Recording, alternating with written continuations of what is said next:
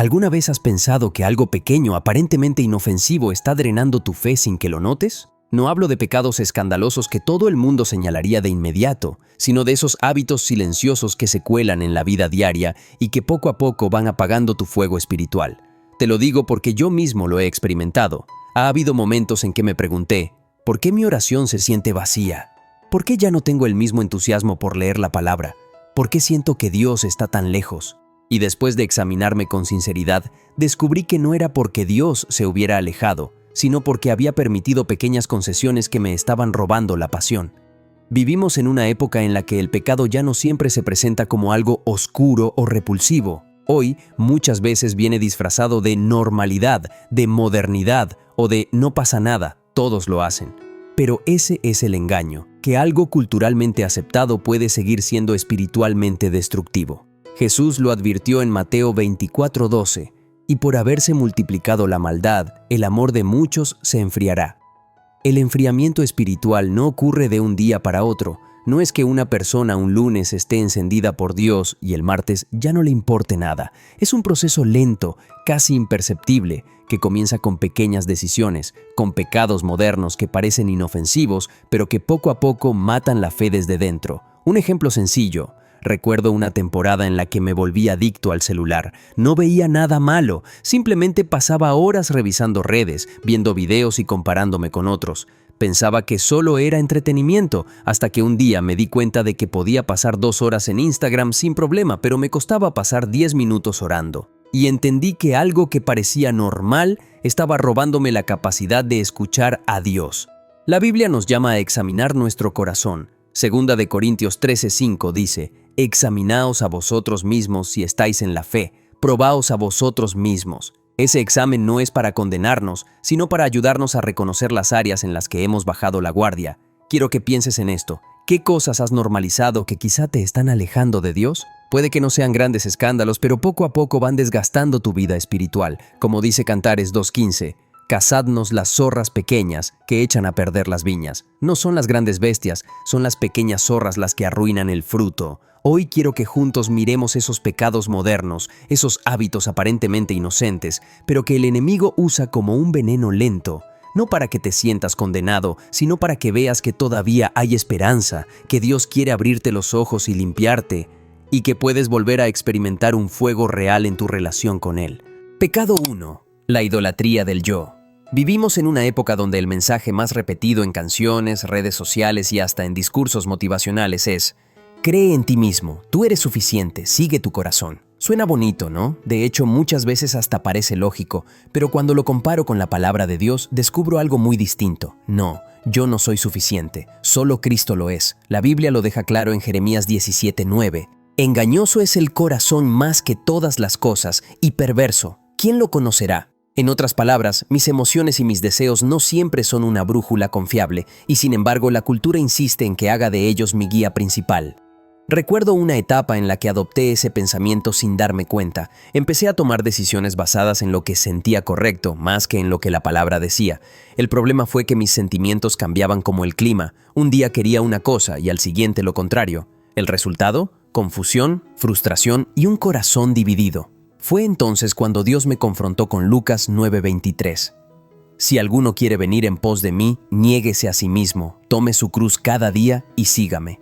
Esa frase, niéguese a sí mismo, es un golpe directo contra la idolatría del yo, porque la verdad es esta: cada vez que yo pongo mis planes, mis deseos y mi voluntad en el trono, estoy desplazando a Cristo al segundo lugar, y aunque no lo diga con palabras, mi vida grita: yo soy mi propio Dios. El peligro de este pecado es que es sutil. No se trata de construir una estatua y adorarla, sino de adorarme a mí mismo, mis logros, mis metas, mis emociones. Y cuando el yo se convierte en el centro, Cristo se convierte en un accesorio. Pero Jesús no vino a ser un accesorio, vino a ser el Señor. Y cuando Él ocupa el trono, entonces sí encuentro la verdadera libertad. Paradójicamente, cuando me niego a mí mismo y dejo que Cristo gobierne, es cuando más pleno me siento. Pablo lo entendió bien cuando dijo en Gálatas 2:20, «Con Cristo estoy juntamente crucificado, y ya no vivo yo, mas vive Cristo en mí». Esa es la esencia del cristianismo: menos de mí, más de Él. La aplicación práctica es clara. Necesito preguntarme todos los días: ¿quién está en el trono de mi vida, mis deseos o Cristo? Para mí, algo que me ha ayudado es hacer pequeñas renuncias diarias, apagar la pantalla cuando sé que solo busco validación, callar cuando quiero tener la última palabra, orar antes de tomar una decisión en lugar de seguir mi instinto inmediato. Cada renuncia es un recordatorio de que Jesús es mi Señor. La idolatría del yo parece inofensiva porque está disfrazada de autoestima y libertad, pero en realidad es una cadena, y la única manera de romperla es rindiendo mi vida a Cristo, cada día, cada decisión, cada área, porque solo Él es suficiente. Pecado 2. Crítica y juicio constante. Vivimos en una generación que opina de todo. Abres las redes sociales y encuentras comentarios sobre cómo alguien viste, qué dijo, cómo canta, qué predica o incluso cómo ora. La crítica se ha convertido en un pasatiempo disfrazado de libertad de expresión. Y lo peor es que muchos de nosotros, como creyentes, hemos caído en ese mismo hábito. Jesús fue muy claro cuando dijo en Mateo 7:1, no juzguen, para que no sean juzgados. No fue un consejo opcional, fue una advertencia directa. Porque cada vez que me coloco en el papel de juez, me pongo en un lugar que solo le corresponde a Dios. Recuerdo una temporada en la que mi corazón estaba lleno de crítica. Tal vez no lo decía en voz alta, pero dentro de mí juzgaba a otros. Ese hermano no ora lo suficiente, ese pastor predica raro, esa persona no es tan espiritual como aparenta. En el fondo lo que pasaba era que necesitaba sentirme superior para esconder mi propia debilidad. Pero el resultado fue que mi corazón se volvió insensible. Ya no veía mi pecado, solo el de los demás. Santiago 4:6 dice, Dios resiste a los soberbios y da gracia a los humildes. Y eso fue lo que experimenté. Resistencia espiritual. Sentía que mis oraciones no pasaban del techo, que mi relación con Dios estaba estancada. Y un día entendí que el problema no era la iglesia, ni los hermanos, ni el pastor, era mi orgullo disfrazado de discernimiento espiritual.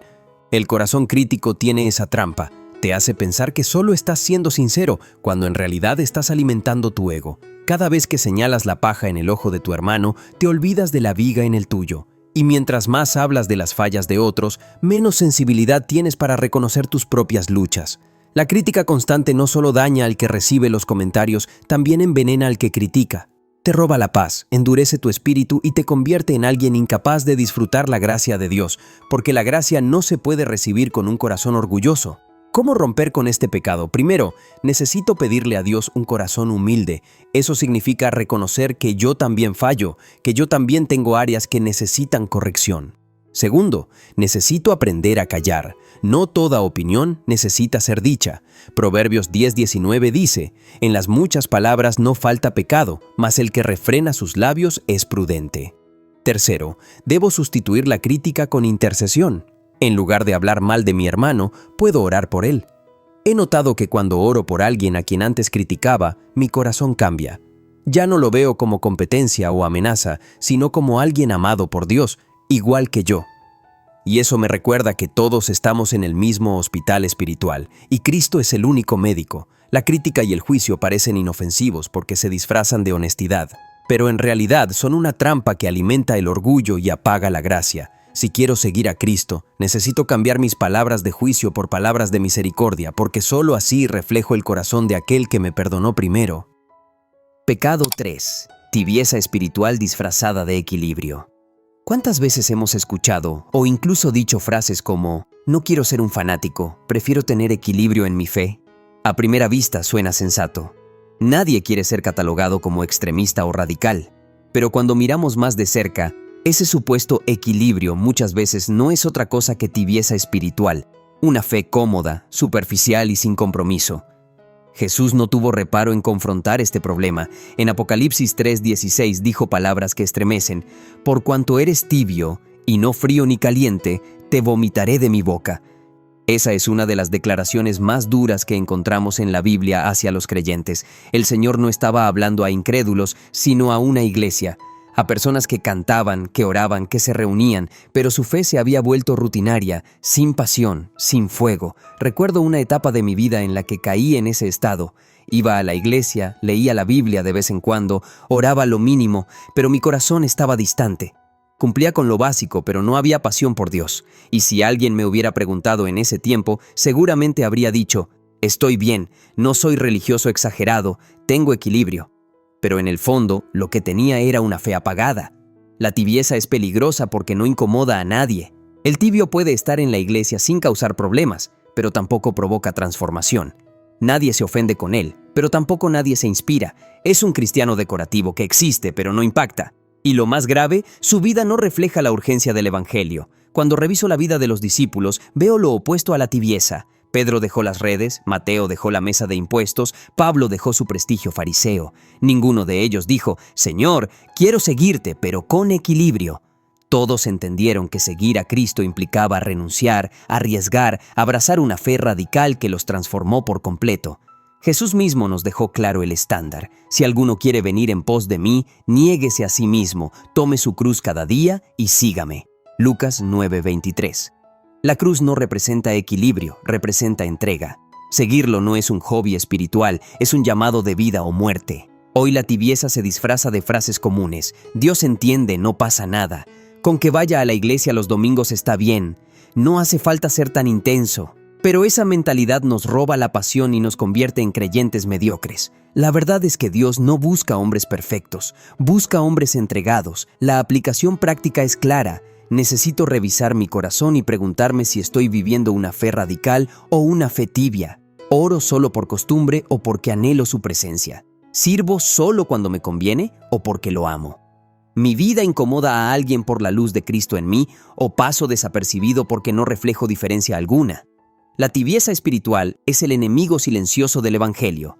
Pero la buena noticia es que no tengo que quedarme ahí.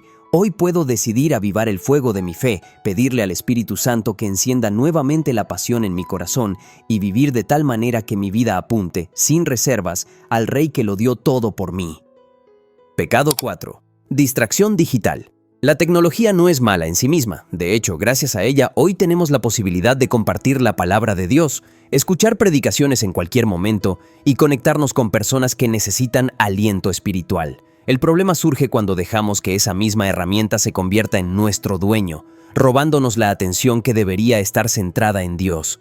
Si soy honesto, muchas veces me he descubierto cayendo en ese ciclo.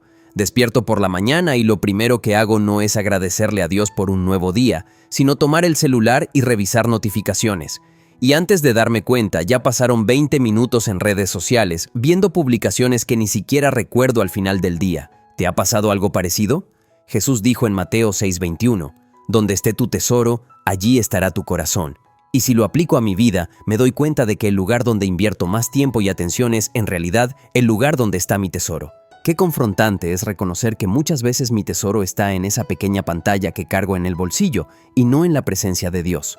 El enemigo sabe perfectamente cómo aprovechar estas distracciones. Mientras mi mente está ocupada con 1000 notificaciones, mi espíritu se va debilitando poco a poco. Mientras busco validación en los likes y comentarios, pierdo la oportunidad de escuchar la voz suave del Espíritu Santo que quiere guiarme y afirmarme en lo eterno. Recuerdo un día en el que me propuse orar por media hora en silencio. No pasaron 5 minutos cuando mi celular vibró. Una parte de mí quería ignorarlo, pero otra parte no pudo resistir la curiosidad. Terminé perdiendo ese tiempo precioso porque me dejé arrastrar por la urgencia de lo inmediato. Después me quedé con esa sensación de vacío. Había cambiado un encuentro con Dios por un momento de distracción pasajera.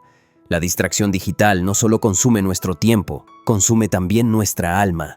Nos mantiene ansiosos, agitados, siempre esperando la próxima actualización, el próximo mensaje, la próxima dosis de dopamina. Y mientras más atrapados estamos en esa dinámica, menos espacio dejamos para el silencio donde Dios quiere hablar. La solución no es tirar el celular ni desconectarnos de todo. Se trata de poner cada cosa en su lugar. En vez de que mi celular me gobierne, yo debo aprender a gobernarlo. Eso significa tomar decisiones prácticas, establecer tiempos sin pantalla para dedicar a la oración, apagar notificaciones innecesarias, incluso dejar el celular en otra habitación durante mi devocional.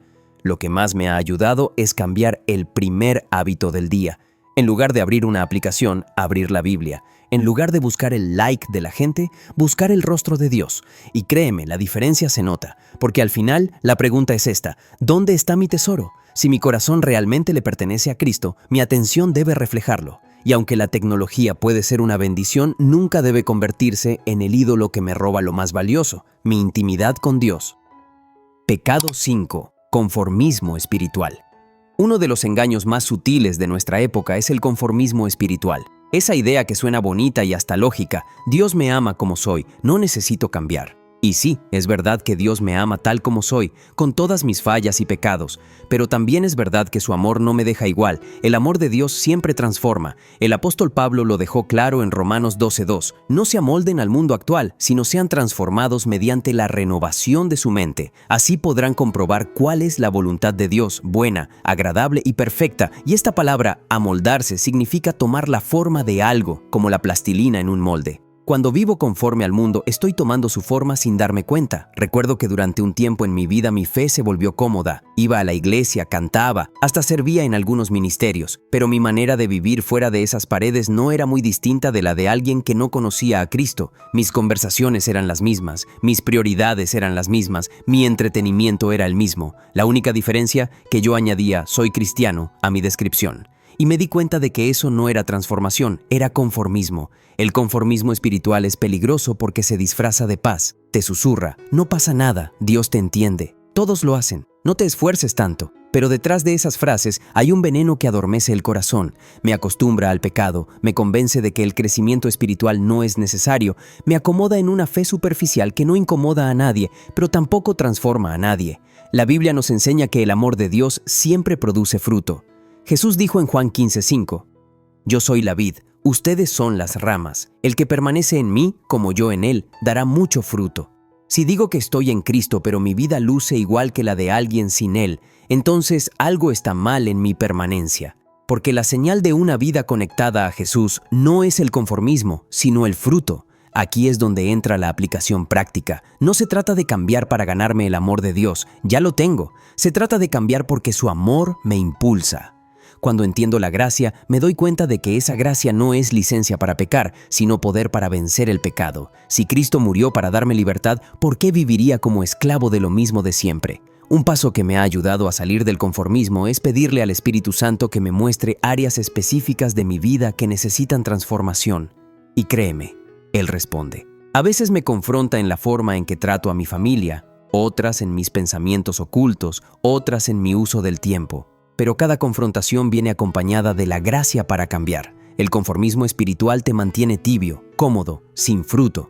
Pero la transformación de Dios te lleva a hacer luz en medio de la oscuridad, y aunque duele morir al yo, la recompensa es experimentar cada día más de la vida abundante que Cristo prometió. Pecado 6. Pecado encubierto bajo excusas. Hay pecados que son fáciles de identificar. La violencia, la infidelidad, el robo, las adicciones. Nadie necesita demasiada explicación para reconocerlos como destructivos, pero también existen pecados más silenciosos, que no hacen ruido ni escándalo, pero que lentamente van apagando la vida espiritual. Esos son los pecados encubiertos bajo excusas. Quizás no es un vicio evidente, tal vez es el orgullo que me hace sentir superior a otros, o la envidia que disfrazo como indiferencia. Puede ser esa mentira blanca que digo para evitar problemas, o una relación secreta que mantengo bajo la idea de que nadie se dará cuenta. El verdadero peligro está en cómo me justifico. No es tan grave, hay otros que hacen cosas peores. Dios sabe que soy humano. La Biblia nos da una advertencia clara en Cantares 2:15. Cazadnos las zorras pequeñas que echan a perder las viñas. No son las grandes bestias, sino las pequeñas zorras las que destruyen la cosecha. En otras palabras, muchas veces no es el pecado escandaloso lo que derrumba a un creyente, sino los pequeños pecados tolerados y justificados día tras día. Recuerdo una etapa en mi vida en la que me acostumbré a la crítica disfrazada de dar mi opinión sincera. Decía cosas duras de otros y lo justificaba con un «es que yo soy directo». Pero en el fondo no era franqueza, era orgullo y dureza de corazón. Dios me mostró que estaba alimentando un pecado bajo la excusa de mi personalidad. Lo más peligroso no era lo que decía, sino que lo hacía sentir aceptable, normal. El pecado encubierto funciona como una fuga de agua en la pared. Al principio parece insignificante, apenas una mancha, pero con el tiempo humedece, debilita y destruye toda la estructura. Así también, un pecado que tolero y minimizo puede corroer mi fe desde adentro hasta que, cuando me doy cuenta, ya no tengo fuerzas para resistir. Jesús fue muy claro en Lucas 16:10. El que es fiel en lo muy poco, también en lo más es fiel. Y el que en lo muy poco es injusto, también en lo más es injusto. Eso significa que los detalles importan. No puedo vivir en integridad si permito que cositas se queden escondidas bajo excusas. La aplicación práctica es esta. Necesito aprender a ser honesto conmigo mismo y con Dios. El primer paso es dejar de justificar. Si reconozco que lo que hice, dije o pensé es pecado, debo confesarlo tal cual. Primera de Juan 1:9 lo asegura. Si confesamos nuestros pecados, Él es fiel y justo para perdonar nuestros pecados y limpiarnos de toda maldad. La confesión rompe el poder de la excusa. Un ejercicio que me ha servido es orar al estilo del salmista en el Salmo 139, versículos 23 a 24. Examíname, oh Dios, y conoce mi corazón. Pruébame y conoce mis pensamientos, y ve si hay en mí camino de perversidad, y guíame en el camino eterno. Cuando me pongo delante de Dios con esa disposición, el Espíritu Santo saca a la luz lo que yo preferiría ocultar. La verdad es incómoda. Mientras siga justificando pecados ocultos, no habrá libertad verdadera. Pero cuando decido exponerlos, confesar y entregarlos, entonces sí puedo experimentar la limpieza y la paz que solo Cristo da. El pecado encubierto bajo excusas es como una semilla dañina. Si la arranco a tiempo, mi vida espiritual florece, pero si la dejo crecer, puede acabar con toda mi cosecha. Después de repasar estos pecados modernos, la distracción digital, el conformismo espiritual, la crítica y el juicio constante, la tibieza disfrazada de equilibrio, la idolatría del yo y los pecados encubiertos bajo excusas, quizá te hayas dado cuenta de que más de uno ha estado presente en tu vida. Y si es así, no lo tomes como una condena, sino como una invitación de Dios. El Señor no te revela estas cosas para aplastarte con culpa, sino para conducirte al arrepentimiento y a la libertad. Jesús dijo en Juan 8:32, «Y conoceréis la verdad, y la verdad os hará libres». La verdad siempre incomoda al inicio, porque nos obliga a ver lo que no queremos reconocer.